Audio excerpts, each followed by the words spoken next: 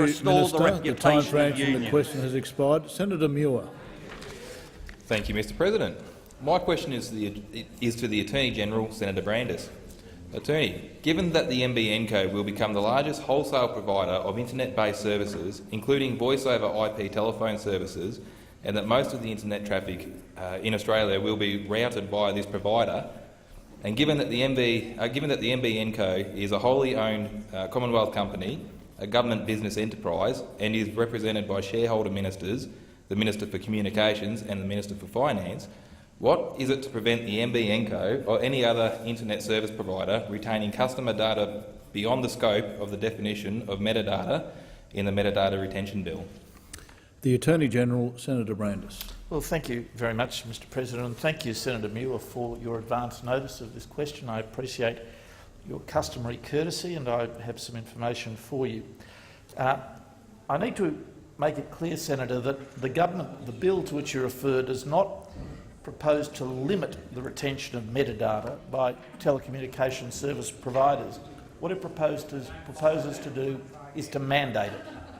The creation of metadata is a natural byproduct of communications being made on networks, and service providers have both technical reasons why they need to retain metadata, but they also have regulatory obligations. And let me give you an example, Senator, because this is essentially about business records.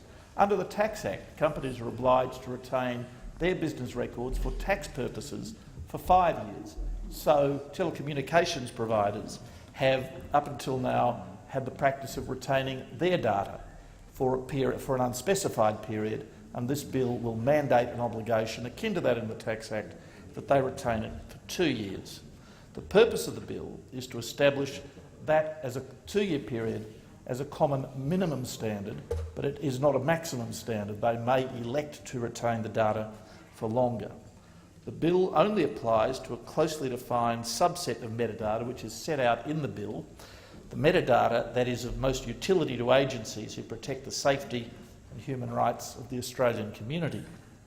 The recent bipartisan report of the Parliamentary Joint Committee on Intelligence and Security concluded that a 2-year retention period was necessary and appropriate. And I might say, Senator, this issue has been looked at in 2 consecutive parliaments by that committee, and on both occasions it arrived on a bipartisan basis at that conclusion.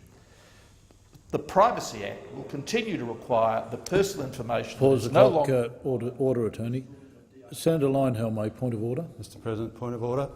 The Senator's question was, what is to prevent the NBN Co from retaining more data than is required by legislation in light of its directors and ownership? The Minister has not addressed that question so far. Thank you, Senator Linehelm. I do believe the Minister is addressing the question in the context in which it was asked. I call the Attorney-General. Attorney-General, have you concluded your answer? Senator Muir, a supplementary question. Thank you, Mr President. I have a supplementary question. Given that the NBN Co is permitted to retain data as defined under the Data Retention Bill, what will prevent the owner of the NBN Co, the Australian Government, from accessing this data for purposes unrelated to the intent of this bill? Attorney-General. Well, Senator Muir, as I tried to explain in answer to your primary question, it's not this bill that that gives NBN Co a capacity to retain data. This bill requires companies like NBN Co to retain data in circumstances where perhaps they otherwise would not have done. Nevertheless, there are a range of protections that will prevent access of the kind you describe. It's a criminal offence for employees of a carrier, including NBN Co, to use or disclose metadata without a lawful purpose. The bill, with the government amendments I'll move, in response to the PJCIS inquiry, further tightens the lawful access arrangements. And finally, I should point out that law enforcement agencies have lawfully accessed metadata for more than 20 years, including from Telecom, as it then was, which was also a wholly owned government business enterprise. Thank you, Attorney. Senator Muir, a final supplementary question. Thank you, Mr President.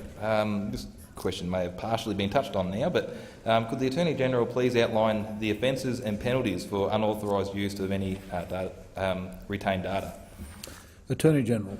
Well, Senator Muir, I did begin to address those, but I might also point out that under the Telecommunications Act, it is an offence with a maximum penalty of 2 years imprisonment for employees of carriers and carriage service providers to unlawfully disclose customers' metadata.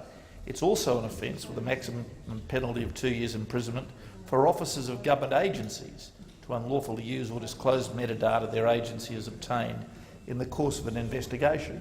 And there are other protections too, Senator Muir, but let me take the opportunity to point out to you that under the current law, there is nothing to prevent as many as 80 government agencies, including entities that are not actually government agencies, even in some states the RSPCA, from accessing metadata.